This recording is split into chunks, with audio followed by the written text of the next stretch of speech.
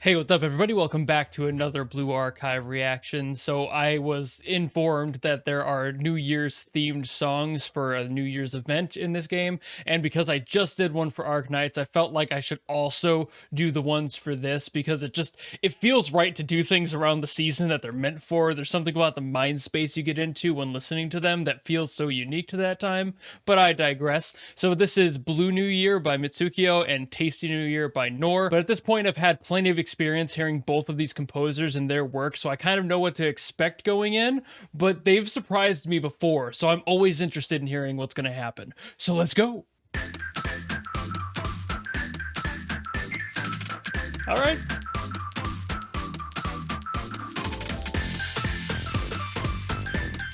Yep. This is definitely Mitsukiyo's flavor of song. Ooh.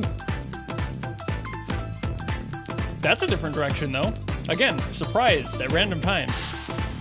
I kind of expected it to go, like, more energetic right off that. Ooh. That's one of those ones with a long build that takes, like, half the song. Alright.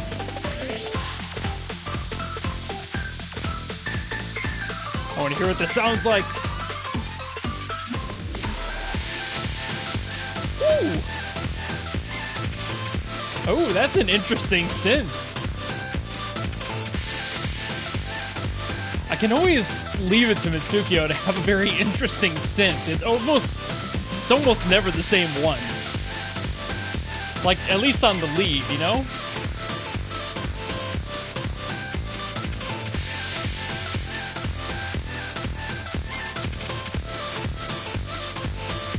All right. Ooh. All right. A little bit of a rhythmic shift there.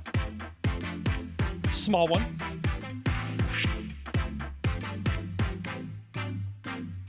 So as I expected with Mitsukiyo, that song came right out of the gate, blazing with the rhythm real hard. That's one of Mitsukiyo's, like, key things, one of their very characteristic traits. I love that too because it just immediately gets you going.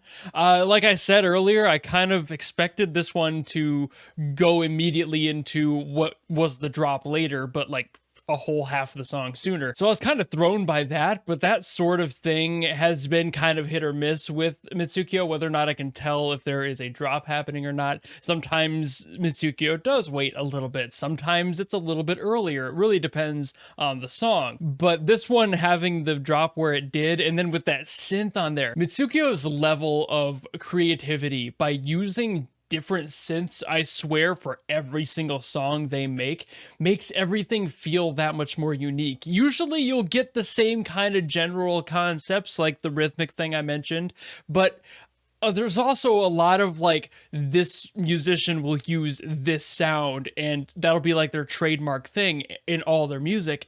And while there are definitely flavors that Mitsukiyo carries through, I don't think I've ever heard the same lead synth out of Mitsukiyo for any two songs back to back out of this. So that's just really fun to me, that somebody is having a good time with that ability to just mess around, try different filters, try different processing to make different songs sound more unique. I love that. And it's something that, while again, a lot of people have their sound and their style that they like to stick to, I love the creative freedom that Mitsukiyo has here. And more people should honestly do that more often. Let's listen to Tasty New Year by Nor, and obviously different composer is going to sound completely different, but part of me wonders if it might sound a little bit similar, purely because I know they like to borrow from each other when they do same kind of event stuff. So maybe it'll be like a remix thing, maybe not quite as close as a hard arrange that some of these songs have, but maybe something that references the first one. We'll find out.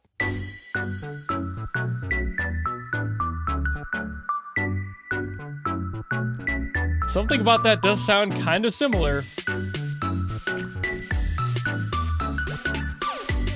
Ooh. Oh, see, this one's building in right away. See what I mean? Ooh. Ooh. Okay. A little softer. Good use of a sample there. I feel like this might be a remix of the first one in a way, or at least like reusing the concept of the melody.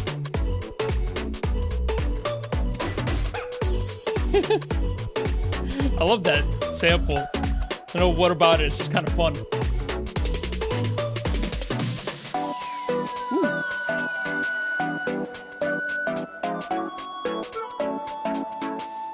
I really like that. That like soft snare in the background. That sample is, the pattern it's playing is really cool. Whew. Interesting way to end it too. So again, like I said, that one sounded vaguely familiar to the first one. It sounded at very least in the same key. It might have been slightly shifted, but the notes they were using to build up the melody sounded very much akin to the first one. So there might have been a little bit of reference there, a little bit of inspiration at very least. Like they like to do that, like I said. So it's just one of those things you notice. This song was a lot softer than I thought. It started the build up way sooner. That's what I expected out of Mitsukiyo, but also the way that it like built up and then immediately just kind of plateaued itself. It didn't grow into that huge, explosive, like energetic bounce that I kind of expected there to be. But I'll always appreciate being proven wrong. I love it when I'm not right, because that subversion of expectations while listening to music is part of the reason I love music as a whole. Whenever something surprises me or catches me off guard, I'm like, that's neat, because a lot of songs are so formulaic and steady and it's all the same thing on loop, and it's like, okay, you know, and the structure is all like the same thing for like multiple songs from the same people. So in properties like this, a lot of gacha games and general games in the mobile community especially, they hire a bunch of musicians that all have their own flavors and all of their own unique sounds. And just, they utilize that. They allow them to do that. They don't get all stuffy about how it doesn't sound exactly like they want, albeit there might be a certain vibe that they want to get out of the musician, but that's a different argument. These sorts of creative freedoms are what make these songs sound so neat. And that like little shuffle at the end, like I mentioned, that like soft snare, whatever that was in the background, it was a very soft, I think it was a snare, but it was just kind of doing this interesting like ba ba ba. It's just like, that's a cool rhythm. It's something that isn't standard. It isn't stereotypical. You don't hear that a lot, especially in a song that's effectively a 1-minute loop for a mobile game of all things, right? And the way it ended also does that too. Why did it end like that? Is that a spot where it would loop back to the beginning because it didn't feel like it? So part of me wants to think that this song might have been like a bridge into another song, or was only designed to play exactly that long. Usually they don't build up and then go nowhere. They'll start up again. You can kind of hear it ramping back to the beginning of the song itself. This one didn't quite feel like it did that, but that just might be the way that it landed.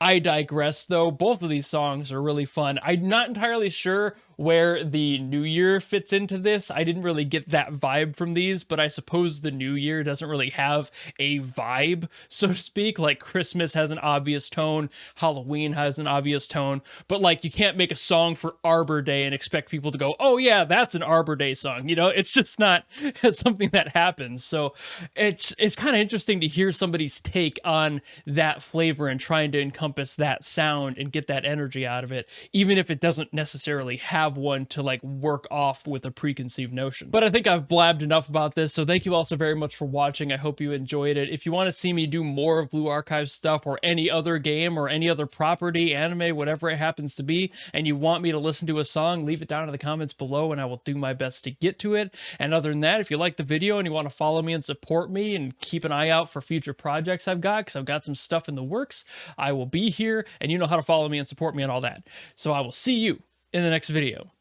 Goodbye!